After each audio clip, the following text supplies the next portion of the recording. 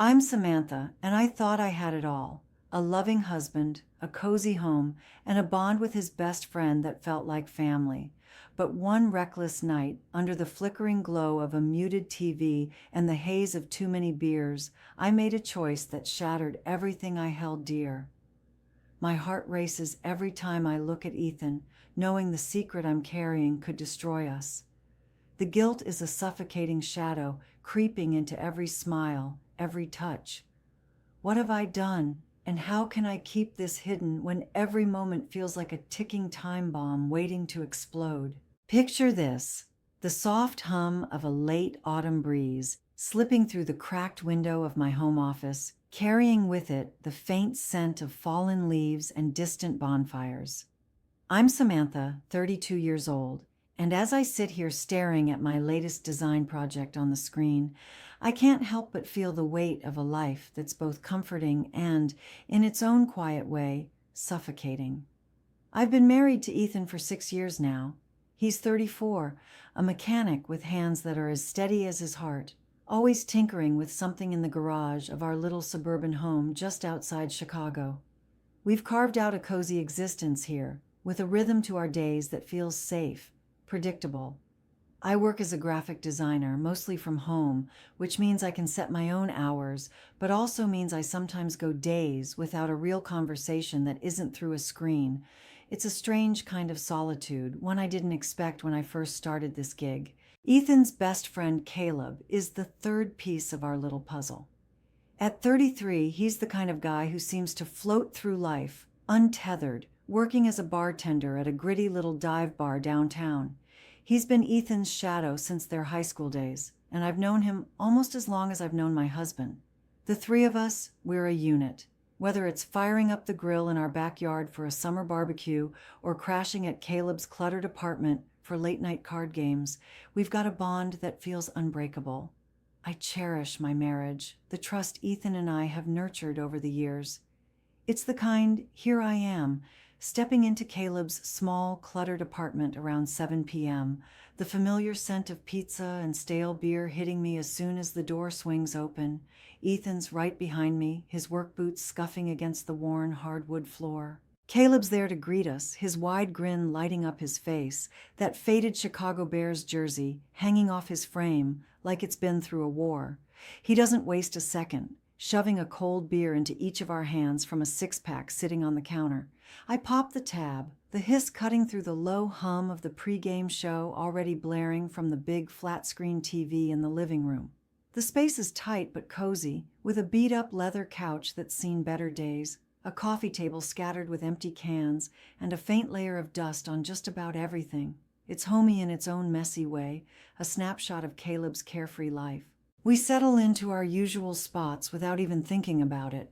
Ethan and Caleb sprawling out on the couch, me curling up in the armchair nearby, my legs tucked under me. The atmosphere is easy, relaxed, like slipping into a favorite old sweater. The Bears are up against the Packers tonight, and the guys are already hyped, their voices bouncing off the walls as they argue over the starting lineup. I take a slow sip of my beer, letting the cold fizz settle on my tongue while I soak in the warmth of being here with them. These are my people, the ones who've seen me at my best and worst, who know the stories behind every scar and laugh line. We start swapping old tales, the kind that never get old. Know the night drags on, and by 11:30 p.m., we're still sprawled out in Caleb's living room, the glow of the TV casting flickering shadows across the walls. It's muted now, some sports highlight reel playing silently while a playlist of classic rock hums through a Bluetooth speaker, the bass vibrating faintly under my feet. The coffee table looks like a battlefield, empty beer cans stacked haphazardly, a half-eaten pizza box with congealed cheese clinging to the cardboard. Ethan and Caleb are well past tipsy, their words slurring together as they laugh too loud at things that barely make sense. I'm feeling the buzz myself, a warm haze settling over me, but I've got enough control to notice how rowdy they've gotten. Part of me is amused, watching them stumble over their own jokes. But there's a thread of annoyance too, like I'm babysitting grown men. By midnight, Ethan's energy crashes hard. He slumps back on the couch, his head lolling to the side, mumbling something about being wiped out.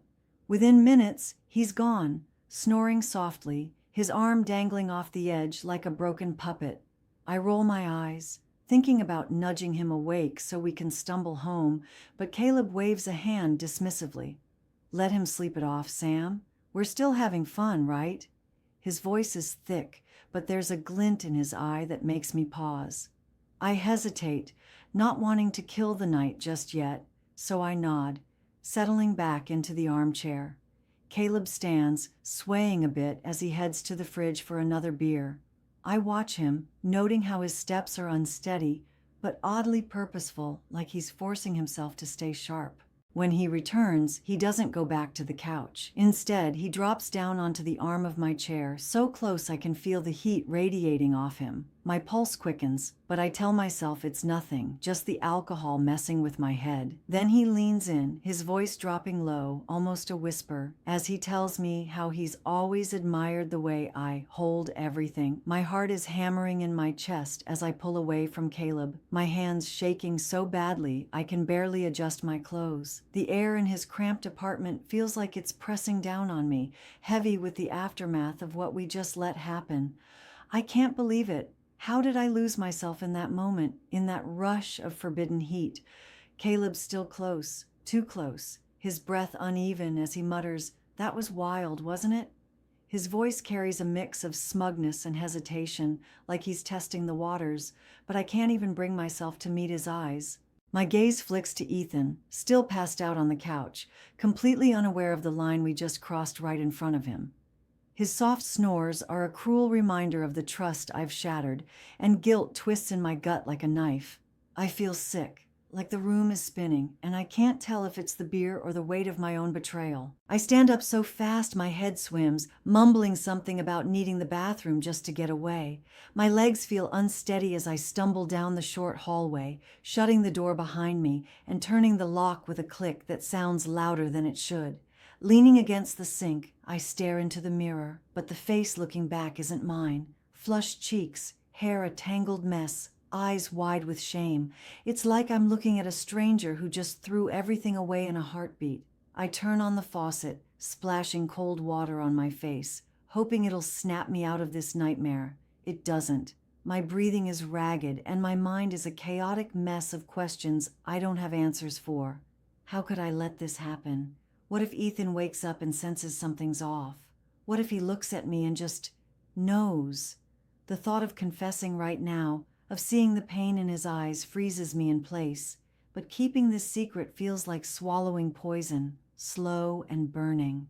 I don't know how long I stand there gripping the edge of the sink, trying to pull myself together. Minutes. The drive home feels like a descent into my own personal hell. I'm behind the wheel, my hands clamped so tight around it that my knuckles are ghostly white, aching with the strain.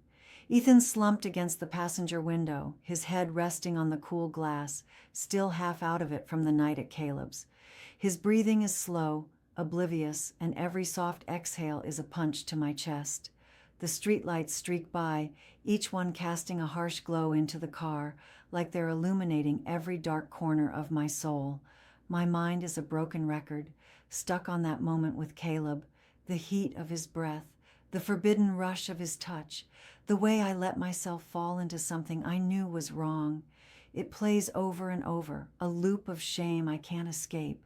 I want to scream, to shatter the suffocating silence in this car, to spill everything to Ethan right now.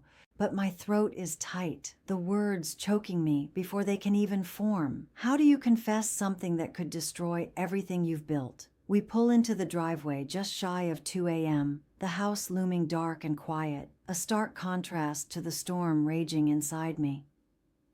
Ethan stumbles out of the car, barely awake, his steps heavy as he makes his way inside. I follow, feeling like a shadow of myself, dragging the weight of my guilt behind me. He collapses onto the bed without a word, out cold almost instantly, his snores filling the room. I sit on the edge of the mattress, my back to him, staring at the blank wall as if it might hold some kind of answer. The darkness presses in, and I can't hold it back anymore. Hot tears spill down my cheeks, silent but unstoppable, as I whisper to myself, I've ruined everything. The words are barely audible, but they echo in my head like a scream. I've broken something sacred, something I swore I'd protect. My hands tremble as I grab my phone from the nightstand. The screen's glow harsh against the dim room. My fingers hover over the keyboard, typing out a message to Caleb. I tell him we need to talk. It's the next morning, and I'm sitting at the kitchen table, a cup of coffee in front of me that's long gone cold. My eyes are raw, red from the tears I couldn't stop through the endless night.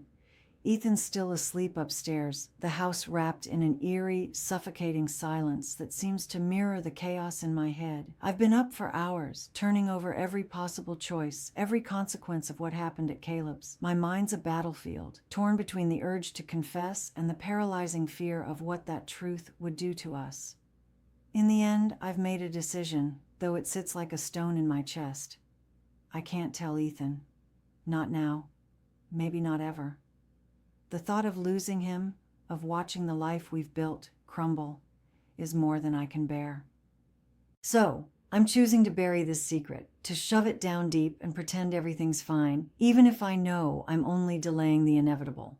I stand up, moving through the motions of making breakfast, cracking eggs into a bowl with hands that feel detached from my body. There's a hollow ache inside me, a void where trust and honesty used to live. I force myself to focus on the sizzle of bacon in the pan, the mundane rhythm of a morning routine, but it's like I'm watching myself from outside my own skin. When Ethan finally shuffles into the kitchen, his hair a mess and his eyes still heavy with sleep, I plaster on a smile that feels like it might crack my face in two. He yawns, stretching as he mumbles, "Man, last night was a blast, huh? We gotta do that more often." My stomach twists into knots, but I nod, choking out a weak, "Yeah, it was something." He doesn't notice the strain in my voice, doesn't see the way my hands grip the spatula a little too tight. He's oblivious to the storm raging behind my eyes, and I'm both relieved and destroyed by that. In the days that follow, I don't reach out to Caleb. His texts light up my phone, short messages asking if I'm okay. Don't forget to subscribe, like, and comment if you enjoyed this story. This will help us create more engaging stories for you.